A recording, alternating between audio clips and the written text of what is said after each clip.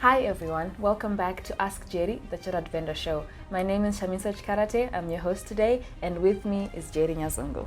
Hi Shami. How are you? How have you been? Hi audience. I'm okay. It's been long. Yeah, it has been long. But I'm back, and he's back. So, okay, so today we want to talk about books and reading. Okay, so in your book, The Chartered Vendor, you mentioned that you dropped out of ACA, the program, because you'd identified a different way of, learning another type of education, which is reading business books. Like nowadays, entertainment is at your fingertips. Exactly. You've got Netflix on your phone, Instagram Reels, the Facebook videos, WhatsApp. You can even go through some people's statuses on WhatsApp only, and you get entertained. And it will take you a whole hour to just go. So like what you're saying, if you read that book now, it forces you now to be disciplined, to say, no, where do I really want to go in the next 10 years? Exactly. Where do I want to be? Do I want to be a CEO? Do I want to have also my own company? Do I also want to be like strive my CEO? So when you want to go there now, you now know that, no, I don't think I should watch television. I think I should limit my time on Facebook. When I'm on Facebook, on those timelines, sometimes I'm just focusing on what is important, maybe just answering people who have maybe responded or no. Because also those channels, some of us, we are using them to also make money. Make money, exactly. And to build a brand.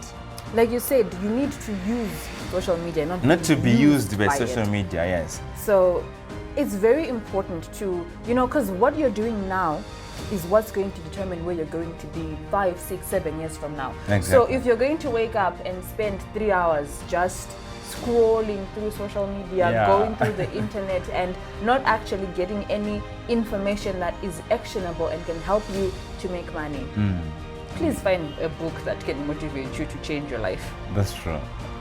Right. So, what are the tips that you would give to someone who, has never read business books, and the kind of people that only read for exams? There are some people who are proud to say, "Hey, I don't touch books. I only read when I have an exam or there's something that I need to, present." What advice and tips do you have for such people? I think those people are missing a lot. These books are rich. These books can change your life.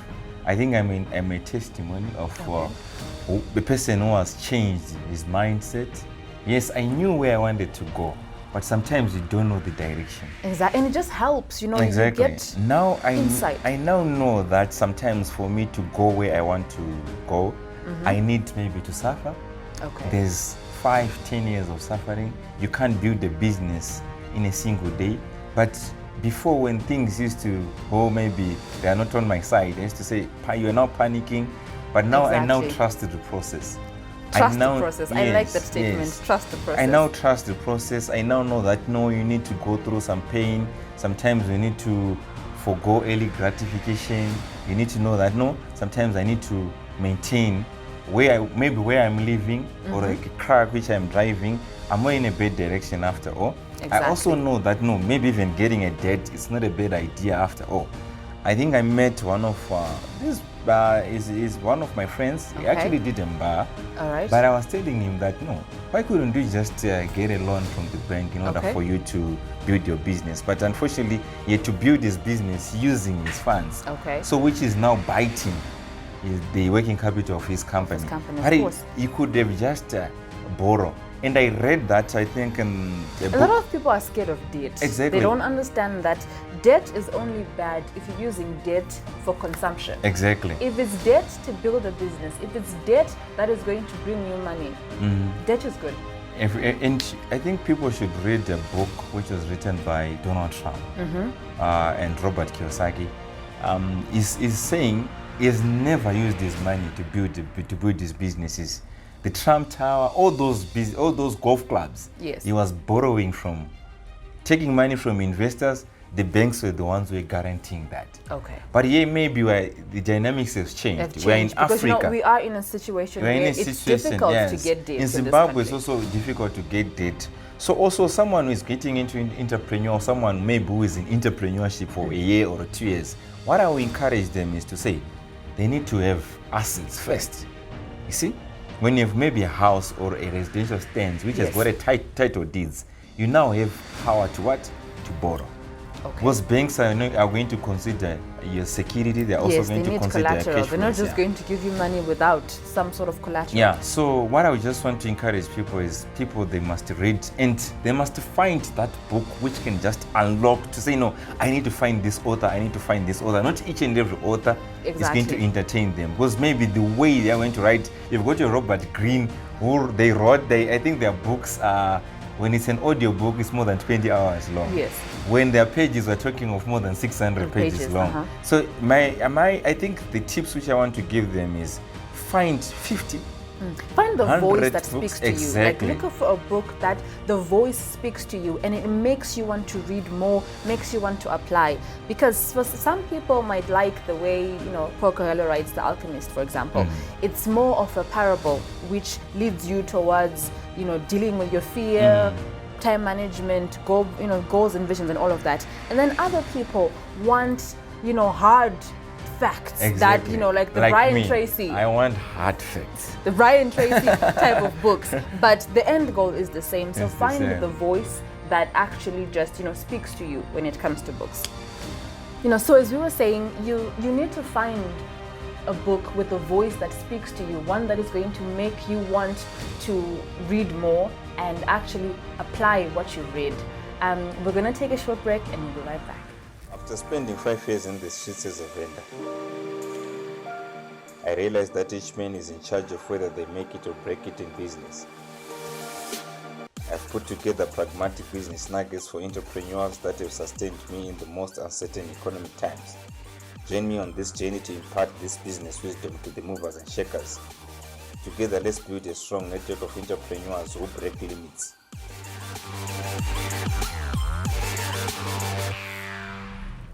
Welcome back to Ask Jenny, the Chartered Vendor Show.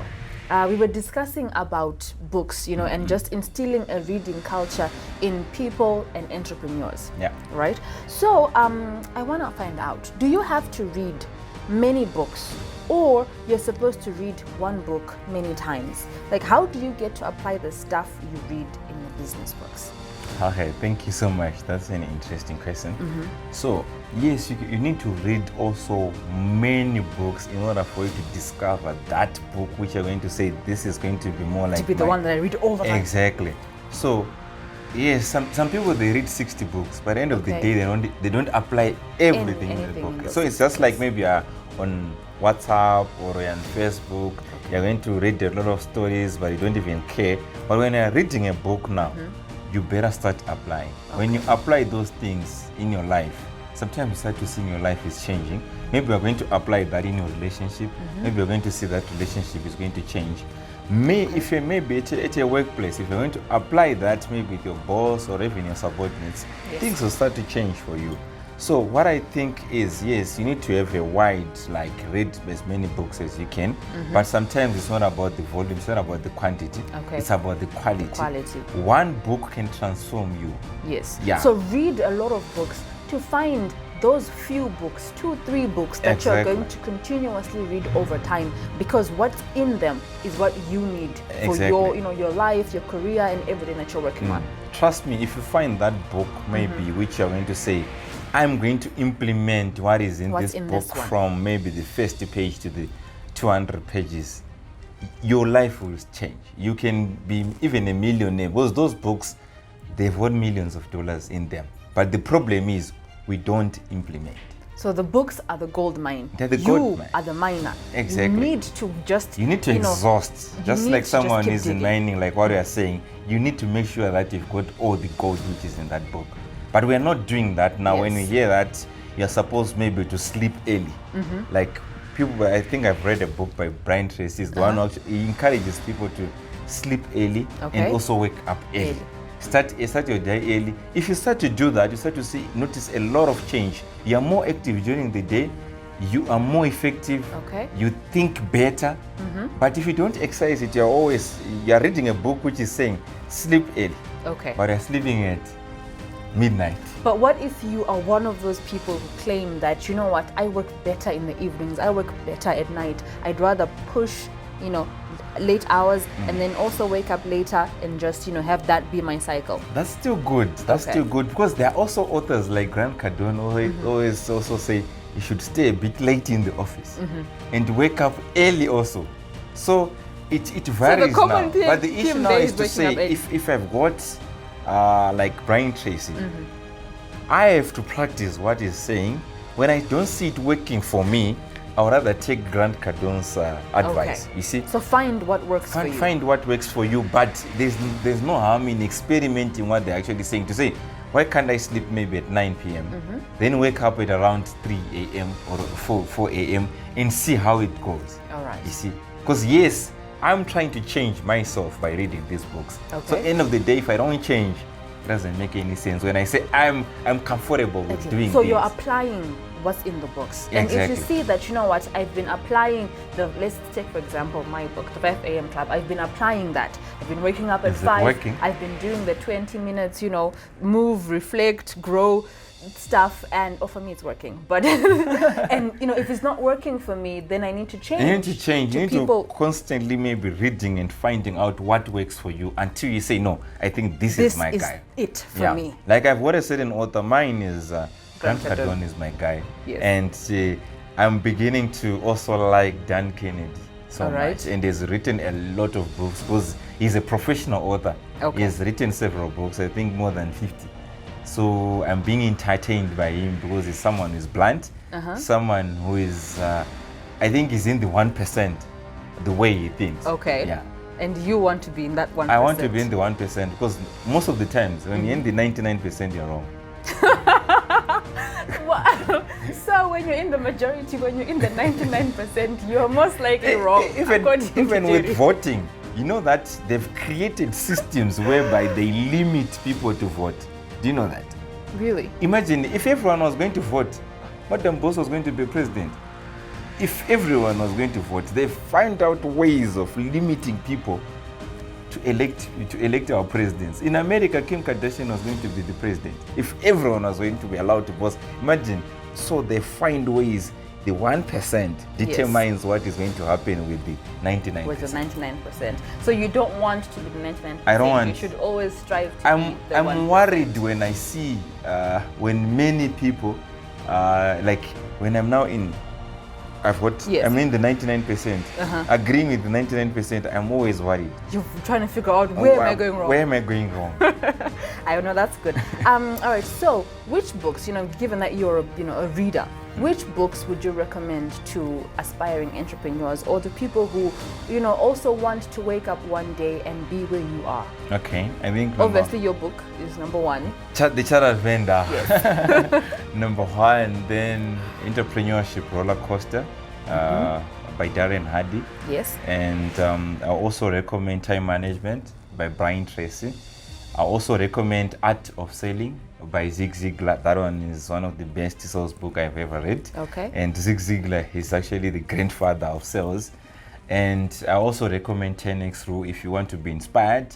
And also Be Obsessed or Be Average by Grant Cardone as well. And I also recommend Ruthless Management of People and Profits. Then I also recommend Donald Trump is a good writer. Okay. He's also blunt. He's also in the 1%. Yes. And yes, people, they say Rich Dad, Poor Dad, but to me, I think those are books for beginners. Oh yes, most people read those in high school. Surely, if you have not read Rich Dad, Poor Dad, what are you doing as an entrepreneur? So, and there are a lot of them. So people, they can just go on the internet. I think there are also some sites whereby you can get free books.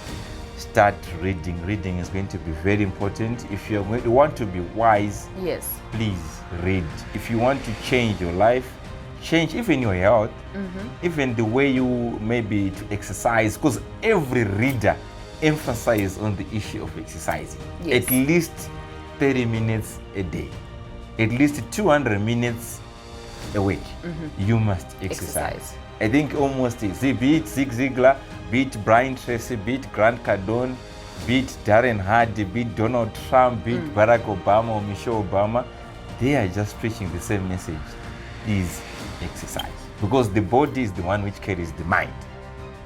And for a healthy mind, you need a healthy body. Yeah, remember our mind is the software. Yes. And you need proper hardware. You cannot have, your mind trying to go at 100 miles an hour and your body is just like, Yeah. we're tired. Yeah, I've noticed if when I exercise, when I go to the gym, Yes. I'm not even tired the whole day, because why?